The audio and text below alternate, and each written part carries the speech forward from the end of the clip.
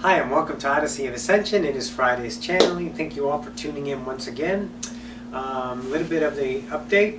Podcast 2 has been recorded and we're going to release it probably Sunday or Monday after this video. And we have 5 more, I believe, to release on the speaker series. And then we're going to release 6 classes and next series of 6, and that's from Abraham. So that's going to be most enjoyable for your viewing pleasure. So once again, thank you all for tuning in and enjoy.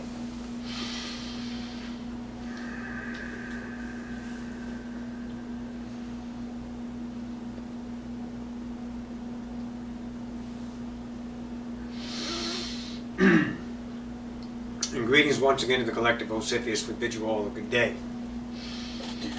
So, let us understand the position of life, maybe a posturing, maybe a way you approach things.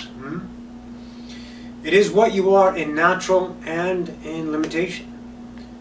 You understand the reactive self, and you understand most certainly, let's say, the self that doesn't care. It's when it's at ease, it's when it's at its most comfortable. It's not worried about getting up and doing the dishes. It doesn't think it has to do anything today. The natural just only moves itself with passion. It allows creation to flow through it effortlessly. And to become effort would become, let's say, responsible, or obligated, or let's say purposeful in meaning in life, to posture yourself as some position to be measured by others and, of course, yourself. Most certainly, most of the measuring by humanity is done upon themselves. Always measuring where they are in relationship to the chessboard of life. How are they being positioned today to, let's say, acquire a win for a moment? This kind of idea. So you can understand yourself in an approach to the now of this idea of relationship with your universe.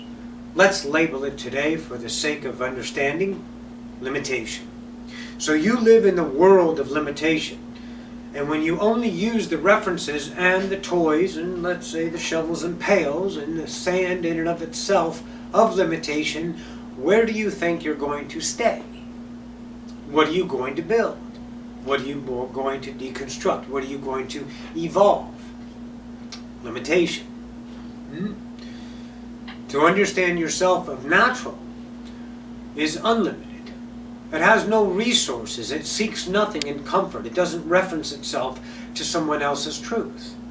It relies solely upon itself. For reliance is not needed. For posture is needed not either. It doesn't care what it looks like to you or anybody else. It doesn't care what it looks like to itself, because it has no awareness thought of itself being judged, as it was taught in limitation land to do such matters. The self that you will discover, no matter when you will discover it, most certainly, will be understood as a, let's say, remembrance. Very, very easily. Slipping into yourself and going, oh yeah, that's right, I'm a god. And everything else that you found important and you had to get out and judge your other people and your peers and be on, let's say, masked in front of your employees and be a good little wife or a perfect little husband or a good protective mom or whatever you are posturing or positioning yourself in the life to be. It doesn't really matter. Because once you understand the natural, then you're going to look at this entire world as an experience. See, what gives you the experience is the relationship to your emotional content, I dare say. How you feel about things. And when you command and argue and rage about a truth, then you are justifying a truth that is trying to let go. Each and every time you look for something to be validated in another set of eyes, then you are not sure of it yourself. And it may be uncomfortable, let's say, certainly at first, to choose your own what? Love. Truth. Then you don't need to Google it, read it, or ask another person about it. Because the only results, that seeking of reinforcement that your mind is giving you consciously, is a limited idea. because it comes from that same universe. What's going to happen if you choose your truth? Nothing has happened yet, has it? What atrocities have happened to anybody, truly? Only that which they say. Only that which they define. And you're bestowing and casting your eyes upon another, what do you see? What you are seeing about that. You are not seeing their pain or their happiness. You are translating everything through your polarized set of emotions, giving you a quality of life. So let's go there now. The quality of life in and of itself is a discernment tool if you have a sharp mind for the day. That tool is going to tell you that what you are feeling is not that of feeling good. Maybe it's feeling good for a moment, but you're truly feeling pride. Accomplished. The suffering you are feeling is equated to a measurement of an emotional content based upon the polarity field that you validated by the default of birth into the separated world. So you feel that and you measure yourself according to that and give yourself an experience. And then you do whatever you do that your mind tells you to do. About that, to get rid of it, to leave it, to get back to happy, to get back to a drug-induced coma, offer predicated ideas of what would be happy in the pursuit thereof.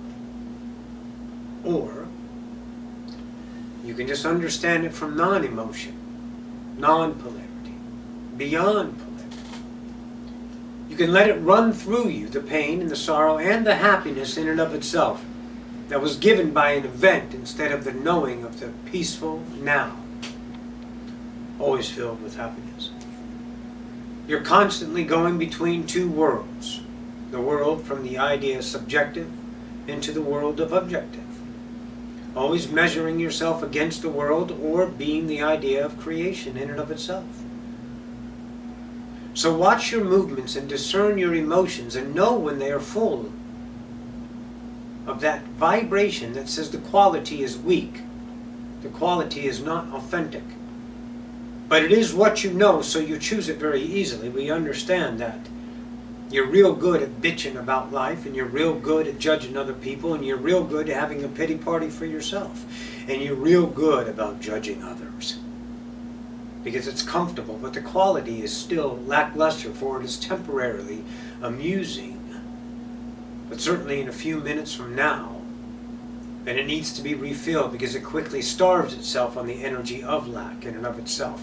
And lack is an ongoing pace of separation. When you understand yourself as whole, there is no need for any of these things of seekment because the whole is now is perfect. And it is an uncomfortable land, once again, we have said it many times, to be there. But you understand your relationship with it, and your emotions will tell you when you are in polarity. Your emotions are an attribute, but they are limited to what you bound them to. You bound them to according to the default. But you now have a sharp mind today to see an awareness, to have an observant point of view, that you can allow that pain to let course through you, let creation pass through you as it does, with no filters being run amok. And then you will know pain differently. You will know sorrow differently. And you will know happiness way differently. It will not be sought. You will not be left wanting. You will be the peace and moment forever. That is the now. So if you let your emotions be that which they are, and take no accord to change them and run and look for the defilement in other eyes, as well as you defile yourself. Look and seek for nothing. And do not bitch about that which has done something to you. Accept them for the forgotten God they have endeavored. And start to be something you forgot. Light. This is all we have. This is Ocyphius with Bid you a good day. Adonai.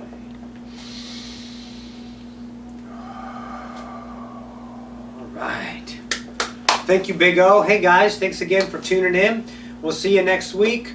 Maybe there might be something, my parents going out of town, something's going on. Maybe I don't know. Yeah, they're going out of town. I'm going to have a party at their house. Yeah. It's like, woohoo!